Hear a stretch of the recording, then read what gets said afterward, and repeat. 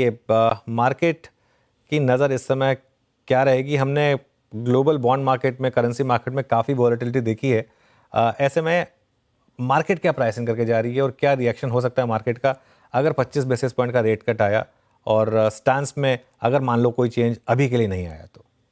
Good morning Anuj and thanks for inviting.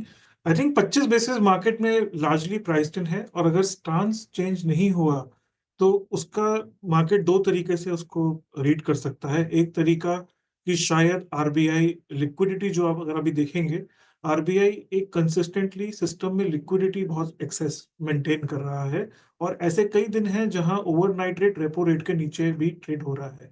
तो अगर RBI accommodative रखता है, इसका मतलब ये है कि एक्चुअल जो मनी मार्केट रेट्स हैं या ओवरनाइट रेट है, वो रेपो रेट से भी कम ट्रेड होंगे, क्योंकि अगले 3-4 महीने लिक्विडिटी अच्छा रहेगा। दूसरा, अकोमोडेटिव स्टांस का एक और मीनिंग है कि अगली पॉलिसी और अगली 2-3 पॉलिसी में आरबीआई का रुख लिक्विडिटी की तरफ और ओवरऑल रेट्स की तरफ डविश रहेगा।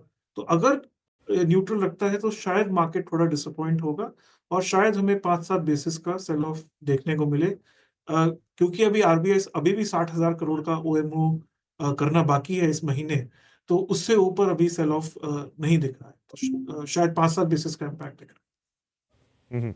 अभी चंद मिनट ही रह गए हैं आरबीआई की पॉलिसी को आने में। उससे पहले अदिति, वैसे तो हम बात कर चुके हैं 25 बेसिस पॉइंट का रेट कट उम्मीदों पर है, उससे ऊपर कुछ आ गया तो शायद एक बोनस होगा, सरप्राइज होगा।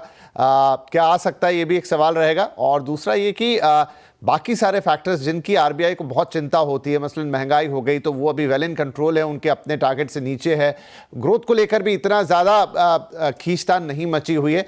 ऐसे में जो सबसे बड़ा फोकस है वो यही जो मौजूदा वित्तीय स्थिति है, ग्लोबल एक वित्तीय संकट आप जिसे कह लें, जो बहुत ही अनसर्टेन है, क्या निकल के आ सकता है पॉलिसी में? हो सकता है कि 3 दिन की बैठक में आखिर में जब टेबल पे आते आते भी जो गवर्नर साहब है उनके मन में कुछ और बातें चल रही हों।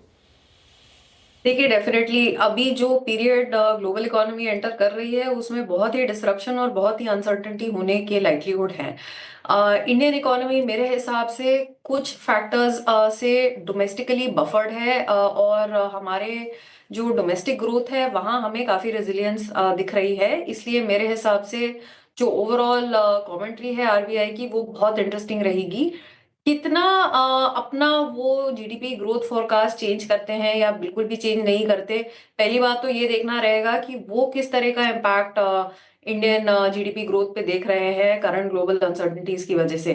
क्या वो भी wait and watch mode adopt करेंगे?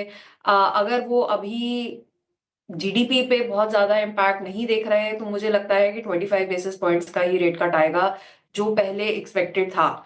लेकिन अगर उनका ज्यादा कंसर्न है कि इंडियन इकोनॉमी इतनी बफर्ड नहीं है जितना हम लोगों को लग रहा है, तभी मुझे लगता है कि ज्यादा हमें more than 25 basis rate points expect करना चाहिए।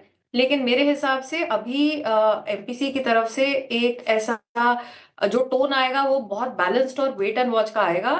आज की डेट में मुझे नहीं लगता कि एमपीसी बहुत ज्यादा कंसर्न दिखाएगा इंडियन इकोनॉमिक ग्रोथ के लिए ग्लोबल डेवलपमेंट्स के आउटकम या फॉल आउट का। सुनील जी नमस्कार, वीरेंद्र बोल रहा हूँ। आपका व्यू क्या है, क्योंकि ये 25 बेसिस पॉइंट के रेट कट की पॉसिबिलिटी ये तो काफ़ी हद तक प्राइस में है, स्टांस में परिवर्तन आरबीआई के हो, इस बात की गुंजाइश आपको कितनी लगती है? और क्या जिस प्रकार का ग्लोबल टैरिफ वॉर छिड़ा हुआ है उसके चलते कुशन प्रोवाइड करने के लिए इंडियन इकोनॉमी को क्या स्टांस में परिवर्तन किया जाए, ये स्कोप लगता है आपको इस बार?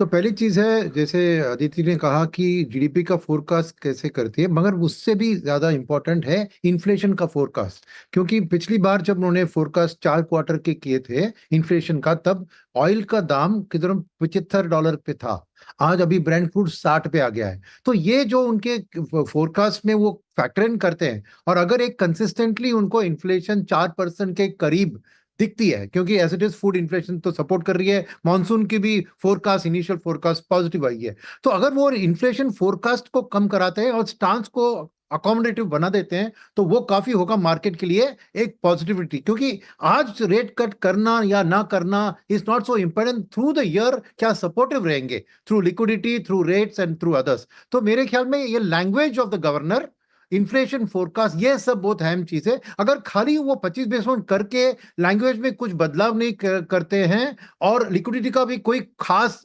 इन्फ्यूजन की बात नहीं करते हैं, तो मेरे ख्याल में मार्केट एक्चुअली डिसअपॉइंट होगी और ये पुल बैक हो जाएगा। जो भी थोड़ी बहुत रेट सेंसिटिव में ऊपर है वो पुल बैक हो जाएगा, क्योंकि अब की जो माहौल है वो ट्रम्प की जो टैरिफ के कारण बहुत एक ओवरहैंग है। तो उससे बाहर निकलने के लिए कुछ स्ट्रांग स्टेटमेंट चाहिए आरबीआई से। अगर वो नहीं आई ना तो मार्केट डिसअपॉइंट रखे, जैसे आपने कहा कि इसको ऑब्जॉर्व 1 घंटे में करेगी और आगे फिर वापस आपको ट्रम्प की टैरिफ की टैंट्रम्स ही मार्केट को डोमिनेट करेगी।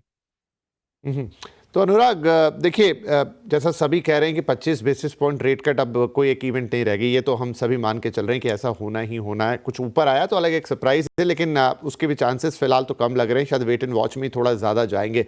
लेकिन जो हमारे डोमेस्टिक फैक्टर्स हैं, जैसा फूड ग्रेन का प्रोडक्शन बहुत अच्छा है, मॉनसून का प्रोडिक्शन बहुत अच्छा है, महंगाई अभी नीचे है लेकिन जिन फैक्टर्स पर निर्भर करती है वो भी अभी इन कंट्रोल दिखाई दे रहे हैं, क्रूड आपके लिए इस समय फेवरेबल है, तो आरबीआई की चिंता उस तरफ तो कम ही होगी। बच जाती है ग्रोथ और लिक्विडिटी की बात आप सब कर रहे हैं। तो क्या इन दोनों चीज़ों को मिलाते हुए शायद वो एक थोड़ा सा अपने कंफर्ट जोन से बाहर निकल के कुछ एग्रेसिव डिसीजन, एग्रेसिव तो गलत वर्ड हो जाएगा, लेकिन थोड़ा सा बोल्ड डिसीजन ले सकते हैं? आई थिंक जो अगर आप उनकी पुरानी पॉलिसी देखें, इवन फरवरी में उन्होंने काफी चिंता जताई थी जो ग्लोबल वॉलेटिलिटी चल रहा है because of all the geopolitical tension. तो लगता नहीं है कि रेट में वो कोई बोल्ड कॉल लेंगे। शायद जो उनको बोल्ड कॉल लेना है, आप देखेंगे लिक्विडिटी में उन्होंने बहुत बोल्ड कॉल लिया है, तब से 5 लाख करोड़ का ऊपर लिक्विडिटी दे चुके हैं, long term liquidity through OMO and FX buy sell swap. तो हमें लगता है कि शायद वो जो भी उनको ले रहे हैं कॉल लिक्विडिटी के थ्रू लेंगे। इस बार ये भी बात चल रही है कि शायद वो जो फोकस है वेटेड एवरेज कॉल रेट, उससे फोकस हटा के सिक्योर्ड ओवरनाइट रेट पे ले जाएं। वो सब आई थिंक माइक्रो मेजर्स जो है आरबीआई के, वो शायद थोड़ा सा बॉन्ड मार्केट को रिलीफ देने में सोचें। Namaskar. This is the first meeting